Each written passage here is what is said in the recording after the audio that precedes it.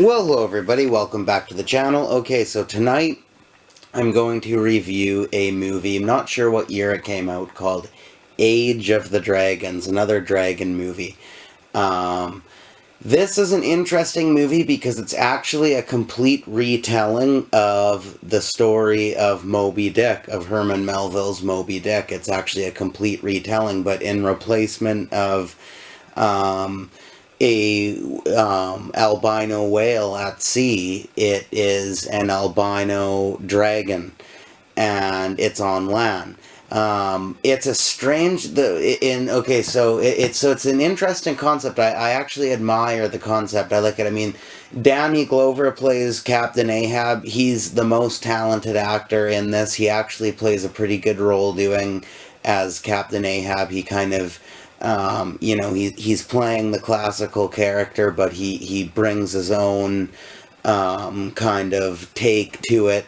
And it's a pretty good performance. It wasn't a bad performance. Definitely the best performance in the movie, and the most talent that the heaviest amount of talent that you're seeing in this movie, maybe other than the effects for the dragon, because the rest of it, the acting's pretty shoddy from the other people. I mean, he's the only Danny Glover's the only known actor in this. The rest are relatively unknowns, and it's a little shoddy. I mean, it's not terrible, it's passable, but it's a little shoddy.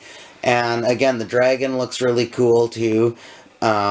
It's not perfect CGI. It's a little flawed. You could nitpick it a little bit. It's not perfect, but it's definitely passable. It still is really cool looking. It's nonetheless a unique look for the dragon. Like, whether the CGI is top notch or not, the design that they came up with is a really cool, interesting, unique design. And yeah, there's not a whole lot of the dragon in it, though, which I didn't like through most of the movie. There's a lot of drama, and there's a lot of arguing, and there's a lot of just stuff going on that it didn't really catch my interest that much. I mean, it's kind of one of those movies, like, it has a few scenes that catch your interest enough to keep watching, but then it sort of drags near the middle, and it's just a lot of talking, and with relatively not that great acting and blah blah blah. So it got kind of boring there. But there's a twist at the end, because there's not a lot of dragon in it. There's a bit of the dragon at the beginning. There's a tiny flashback near like the second half. And other than that, you see, and then, actually, no, not even a flashback, actually. You see one dragon. You see the actual dragon, like the Moby Dick dragon, the albino dragon, at the beginning. You see one dragon that they end up taking down. That's it. You don't see any more dragons other than that. And then there's a small sequence, probably maybe about 7 minutes long, I'd say, with the dragon at the end of the movie. And so there's really not a lot of the dragon, which I didn't like at first, and I still think it's a flaw, not necessarily in the story, but it's a flaw in the filmmaking and the acting, because what was going on in the meantime didn't keep my interest that much.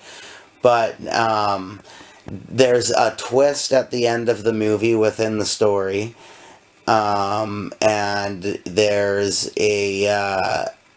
an interesting way that they utilize the dragon into that twist, which I actually really did think redeemed I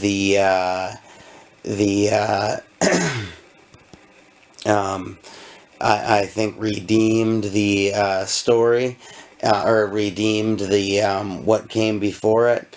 And it's basically, it's not a bad movie. It's a little shoddy, but it's not a bad movie. One thing I will say is, I don't know, they're on these vessels that it's almost like a ship, but it's on land. And it's very strange. I mean, it's cool, it's interesting, but it's a strange concept, like, because I don't know exactly what they are. They look like either, to me, they look like some sort of, like, like ship hull, or maybe like I don't know, some sort of like marine vessel of some kind, either that or like some sort of a train or something that's been done up to look like some sort of military vehicle or something. I don't know, but it's this strange kind of machine. It's an interesting concept though, but it's not running on wheels. I don't think, I didn't see anyway, maybe I just didn't notice it, but it doesn't look like it's running on wheels. It doesn't look like it's not on the water, it's on the land. Like it looks like it's just like moving, almost just like on like a hull, like a boat hull, but on land, just like moving across the land with like no real, I mean, some tracks, I guess, like when they're passing through some areas of muck or snow or whatever, there's some tracks, but there's no real like indent in the ground. It's just kind of like moving along. So yeah, it's a strange concept, but nonetheless, it's an interesting movie. It's not great, but it's worth your watch at least once. So I think I'm gonna give this one just a straight up C plus, just an all right movie.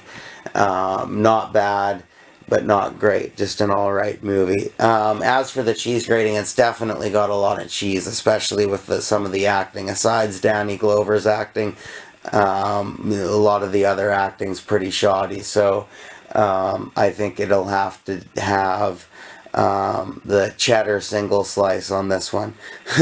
Okay, so that's my review for Age of the Dragons, everybody. Thank you very much for watching. Hope you enjoyed. Please come back for more.